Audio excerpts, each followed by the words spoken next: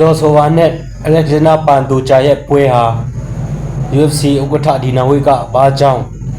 ခုံပွဲအဖြစ်ထားခဲ့တာလဲဆိုတဲ့တဲ့နဲ့ Zosova နိုင်ခဲ့တဲ့ fighter တယောက်ချင်းစီနဲ့သူဘယ်လိုစူးစမ်းခဲ့တာလဲဆိုတဲ့တဲ့နဲ့ဆက်လက်ပြီးတော့တင်ဆက်တိုးချင်ပါတယ်အားလုံးပဲမင်္ဂလာပါမွန် channel အနေကြိုဆိုပါတယ်ဆောက်ခိုင်းလေးမနေ့တီးဖို့ရှင်ဆောက်ခိုင်းလေးနေပြီးဖို့တောင်းဆိုပါတယ်ဘာနဲ့ပန်တိုဂျာမကြည်ပွဲစဉ်ဟာ UFC 331ကဲပွဲကြီးအဒီကခုံပွဲဖြစ်ပါဝင်လာတာပရိသတ်တိုက်တိရှိထားကြပြီးသားဖြစ်ပါတယ်ဒီလိုဖြစ်လာအောင်ဖန်တီးလိုက်တာဟာဒီနာဟုရဲ့အကွက်ကြီးမှုတစ်ခုပါပဲလက်ရှိမှာ UFC အနေနဲ့ဗန်လူအရေးချင်းတကယ်ထင်မြင်လာတဲ့အာရှတာဖိုက်တာတအုပ်ကိုပိုက်ဆိုင်ထားရတာကြောင့်ဒီအခွင့်အရေးကိုပြီးဝအတုံးချဖို့ပြင်ဆင်လာတာကိုမြင်တွေ့ရပါတယ်ဒါကြောင့်မို့လို့အခုပန်တိုဂျာနဲ့ပွဲစဉ်မှာဘယ်သူပူအနိုင်ရတော့ပါစေဘာနောက်ထပ်ထိုးရမယ့်ပွဲစဉ်တွေဟာလည်းအဓိကခုံပွဲတွေပဲဆက်လက်ဖြစ်လာဖို့တည်ချနေပါတယ် UFC ဘက်ကဗန်ရဲ့စွန်းဆောင်ရည်နဲ့ပရိသတ်ဆွေးဆောင်နိုင်စွန်းကိုပြီးဝအယုံကြည်ထားတာကြောင့်သူ့ကိုအဓိကကစားသမား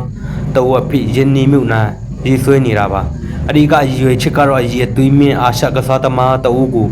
အတုံးချဖို့အာရှချိထူးဖောက်ချတာကြောင့်ဖြစ်ပါတယ်အာရှရေကွက်အတွင်း UFC ရဲ့အော်ယာနဲ့ကြီးစုသူပရိသတ်ပူမှုအားကောင်းလာစေဖို့အတွက်ဗန်ဟာအဓိကရွေချစ်ကတော့အရေးသွေးမင်းအာရှကစားသမားတော်ကိုအတုံးချပြီးအာရှစီထူးဖောက်ချင်တာကြောင့်ဖြစ်ပါတယ်အာရှရေကွက်အတွင်းမှာ UFC ရဲ့အော်ယာနဲ့ကြီးစုသူပရိသတ်ပူမှုအားကောင်းလာစေဖို့အတွက်ဗန်ဟာရီပါဆော်ဒီကတဝန်လှရှားသူဖြစ်လာခဲ့ပါပြီ။ဆိုဝါနိုင်တဲ့ fighter တွေကိုဆက်လက်ပြီးတော့တင်ဆက်သွားမှာဖြစ်ပါတယ်။သူကတော့ပွဲထိုးတဲ့ကားစားသူနိုင်ခဲ့တဲ့ fighter တွေကိုကျွန်တော်ပထမနေ့တင်ဆက်သွားမှာဖြစ်ပါတယ်။ Yuma Kuros ကိုနိုင်ခဲ့ပါတယ်။ Yuma Kuros ကိုနိုင်ပြီးမှ Gabriel Borja နဲ့ထိုးခဲ့ပါတယ်။ Gabriel Borja ကိုလည်းနိုင်ခဲ့ပါတယ်။ Philippe Buenas လည်းနိုင်ခဲ့ပါတယ်။ Charles Johnson ကိုတော့ရှုံးခဲ့ပါတယ်။ Charles Johnson ကိုရှုံးခဲ့ပြီးမှတော့ Elka Cheyet ကိုနိုင်ခဲ့ပါတယ်အဲ့ဒီပွဲပြီးမှပဲကိုဒီဒါနိုင်ခဲ့ပါတယ်ရီဆူဂျူဟာနိုင်ခဲ့ပါတယ်အာရှနီစီဘာကိုနိုင်ခဲ့ပါတယ်ဘရန်ဂျူဘာကိုနိုင်ခဲ့ပါတယ်ပန်တူဂျာကိုနိုင်ခဲ့ပါတယ်တဆူတယာကိုနိုင်ခဲ့ပါတယ်အခုတော့ပန်တူဂျာနဲ့ပြန်ထိုးမှာဖြစ်ပါတယ်သူရဲ့ UFC fighter ဘဝဖက်တမ်းမှုတော့ဆိုပါဟာ UFC မှာစုစုပေါင်း7ပွဲထိုးထားတာ10ပွဲနိုင်ရတာဖြစ်ပါတယ်တပွဲရှုံးတယ်သူရဲ့ UFC fighter ဘဝဖက်တမ်းမှုကိုကြည့်လိုက်ရင်တော့ PP ချင်းနဲ့အမြင့်ဆုံးတက်လန်းလိုက်တာ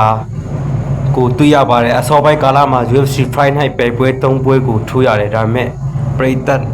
မပါတဲ့ Les Bescom Meta App မှာထိုးခဲ့ရတာကဖိလစ်ပိုင်နဲ့တပွဲပဲဖြစ်ပါတယ်အဖွင့်ပူ Jumaros ပွဲကလည်းပရိသတ်တွေနဲ့ကျင်းပတဲ့ Jess Jun ပြည်မှုမှာထိုးခဲ့ရတာအဲ့ဒီနောက်မှာတော့ Jose နဲ့ပွဲကလည်းအွန်လိုင်းနဲ့တကွန်းတဲ့ရှိစင်နောက်စင်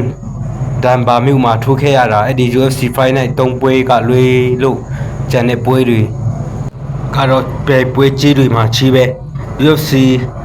370 Brandy Juba နဲ့ပွဲမှာပထမဆုံး Brand Cam Kong စင်အောက်ကနေထိုးရတာစုတွေအများကြီးတန်းစီရလိုက်တယ်အဲ့ဒီနောက်မှာတော့စစ်တိုက်ဆိုတလူပန်တူဂျာနဲ့ပွဲကကိုမင်းပွဲချန်ပီယံဖြစ်လာတယ်ပြီးတော့ UFC 328မှာတရားနဲ့ချန်ပီယံကပတ်ကပ်ကိုပွဲကိုကိုမင်းပွဲထူရတယ်အခုမကြခင်လာတော့မဲ့ UFC 331မှာပန်တူဂျာနဲ့မကြီးပွဲကတော့ထိတ်ဆုံးခုံပွဲဖြစ်လာပြီးတချင်ကပရိသတ်တွေစိတ်ဝင်စားမှုနေလို့ဝိတ်တန်းဖြုတ်ပစ်ဖို့တောင်စဉ်းစားခဲ့ရဖို့တဲ့ဝိတ်တန်းကချန်ပီယံကပတ်စင်ကာပူကိုအမေရိကဆိုအေဂျက်ပရစ်မြူမှာကျင်းပမဲ့ပြိုင်ပွဲထိတ်ဆုံးခုံပွဲအဖြစ်တောင်ထားတာဒီတပွဲလည်းအခက်ခဲကကိုပြုနိုင်ပါစေ